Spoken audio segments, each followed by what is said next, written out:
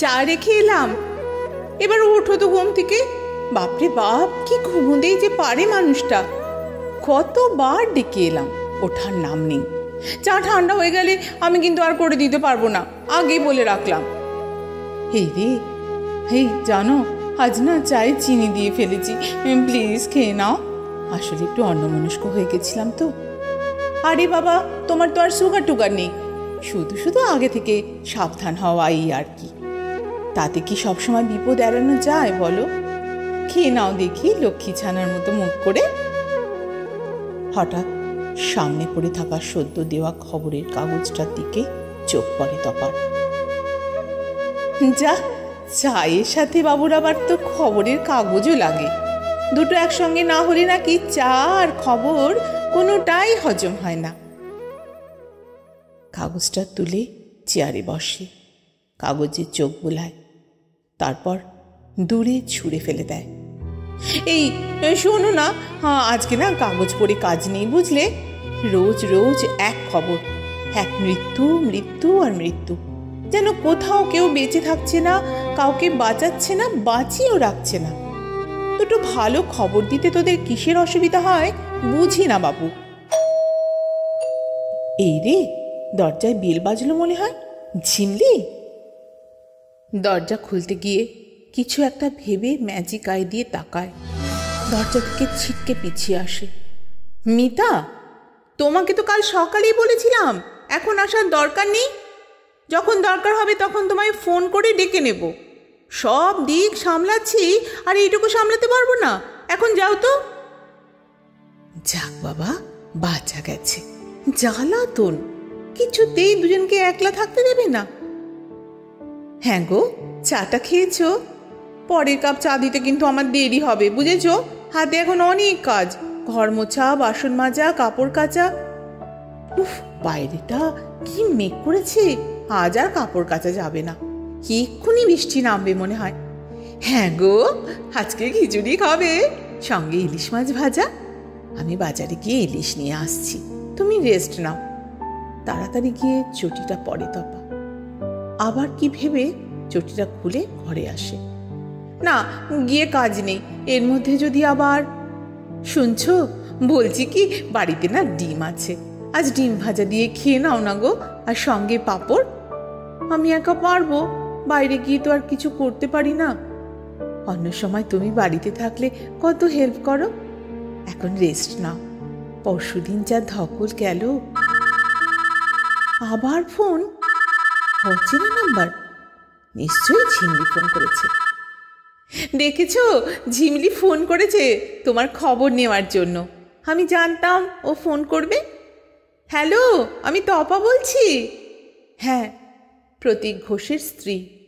ওনাকে তো এখন দেওয়া যাবে না। আপনি কে বলছেন? ও, মিডিয়া থেকে? আমরা ছাপোষা লোক, মিডিয়ায় আমাদের সঙ্গে কি দরকার?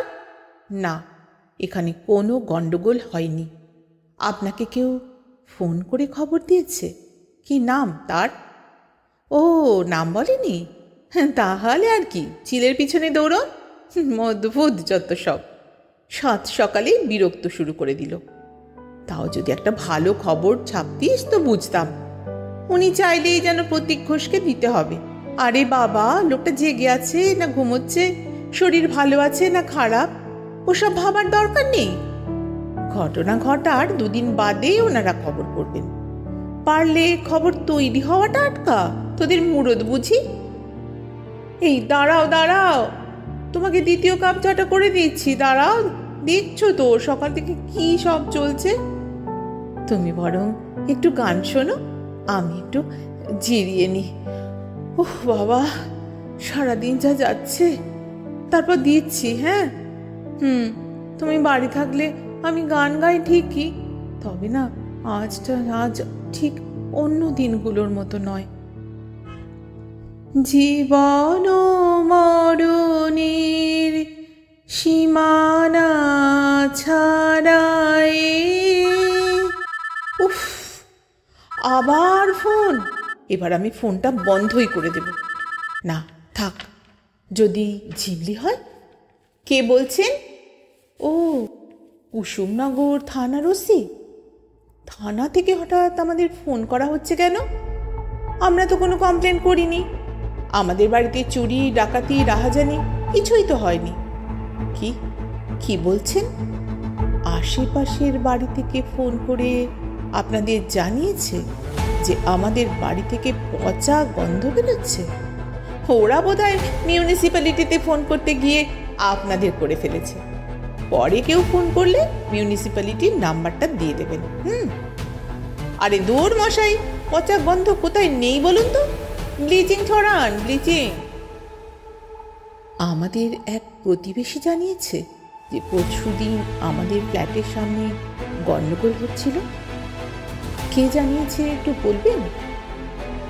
যখন 3টে ছেলে প্রতীকের রাস্তায় ফেলে কুকুরের মতো মারছিল, তখন আমি যে ভদ্রলোক, সরি, যে লোকটার পা ধরে কাকুতি মিনতি করেছিলাম, আমাদের দোতলার সেই মিস্টার কর নাকি প্রতীককে যখন ওরা রাস্তায় ফেলে দিয়ে চলে গেল, আমি ওকে হাসপাতালে নিয়ে যাওয়ার জন্য পাগলের মতো চিৎকার করছিলাম, তখন যে জানলাটা বন্ধ হয়ে গেল সেই ফ্ল্যাটের লোকটা বুঝি। তারপর আমি বাধ্য হয়ে ওকে এক হাত টানতে টানতে নিজের ফ্ল্যাটে ঢোকালাম। কি করব বলুন?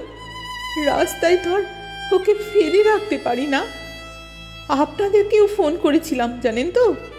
একজন ফোন ধরে জড়ানো গলায় বলল থানার সবাই নাকি ভিআইপি ডিউটিতে রয়েছে, পরে ফোন করতে। কি একে কি বললেন? অ্যাম্বুলেন্স? হ্যাঁ করেছিলাম তো, রিং হয়ে গেল, হাসপাতালেও নিয়ে যেতে পারলাম না। একদম বাজে কথা বলবেন না। ও মরতে যাবে কোন দুঃখে? দিদি বহাল তবিয়েতে নিজের বিছানায় শুয়ে রয়েছে, একটু রেস্ট নিচ্ছে। আচ্ছা, আজকের দিনে কটা মানুষ এমন অন্যের বিপদে ঝাঁপিয়ে পড়ে বলুন তো? ও মরে গেলে তো প্রতিবাদটাই মরে যাবে। আর কেউ সাহস করে অন্যের জন্য বুক পেতে দেবে না। সবাই পাশ কাটিয়ে চলে যাবে, সবাই। একটা দুটো ব্যতিক্রমকে তো বেঁচে থাকতে দিন। দিনে দুপুরে ওই ছেলেগুলো ঝিমটি সেনদের হাত ধরে টানাটানি করবে, কেউ ফিরেও তাকাবে না। মজার কথা কি জানেন স্যার? প্রতীক আমার কথাও না ভেবে ওই মস্তানগুলোর মাঝখানে গিয়ে যখন দাঁড়ালো, আমাদের সামনের ফ্ল্যাটে সেই ঝিমলি সেন একবারও ফোন করে প্রতীকের খোঁজ নিল না। কি বলছেন স্যার? ঝিমলি আপনাদের সামনে দাঁড়িয়ে ওই গুন্ডাগুলোর নামে এফআইআর করতে এসেছে? আমাদের কয়েকজন প্রতিবেশীও এখন থানায় ঝিমলির হয়ে সাক্ষী দেবে বলেছে। তাহলে আমি বলেছিলাম না স্যার, প্রতীক মরে যায়নি। দেখুন স্যার, দেখুন, আপনার সামনে প্রতীক বেঁচে আছে। পচা গন্ধটা অন্য কোথাও থেকে বেরোচ্ছে। আমার প্রতীক মরতে পারে না স্যার, কিছুতেই মরতে পারে না স্যার। আমার প্রতীক মরতে পারে না, পারে না।